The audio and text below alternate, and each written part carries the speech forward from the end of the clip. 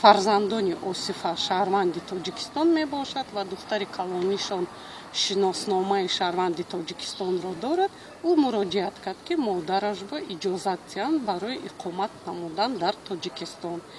Ва имрӯз дар санаи 12 октябри соли 2015 Осифа ҳамин шаҳодатномаро, яъне шаҳодатномаи иқомати доимиро дар Тоҷикистон пайдо намуд. 5 сол пас мо бояд Осифаро барои гирифтани шаҳрвандии Тоҷикистон бояд ҳуҷҷаташо супорем. дар мобайни ҳамин 5 сол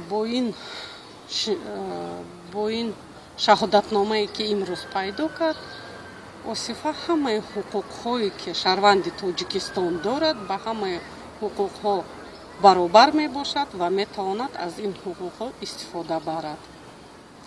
боз як чиз гуфтаниам ки ҳама маблағҳое ки пардохт карда шуд барои супоридани ҷаримаи суд ва барои пайдо кардани раводид ва дар қайд гирифтан дар хадамоти шиноснамавӣ ба қайдгирӣ вилояти Хатлон, ҳама инҳо аз тарафи раёсати комиссари олии оид ба гурезаҳо дар Тоҷикистон пардохт карда шуданд.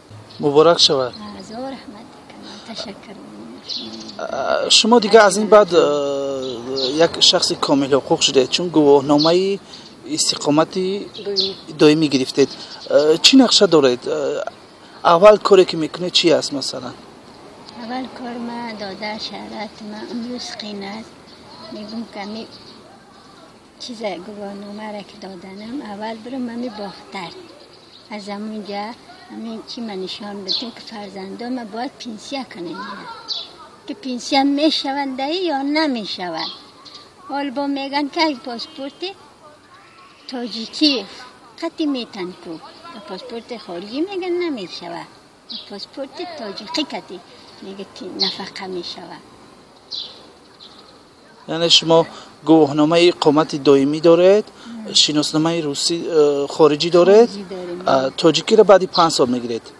баъди 5 сол тоҷикӣ мегиред. аммо гуфтанд ки шумо имкони рафтан ба Афғонистон доред барои аёдати падар модаратон ки ин орзуи доимӣ шумо буд. чӣ хел шуд?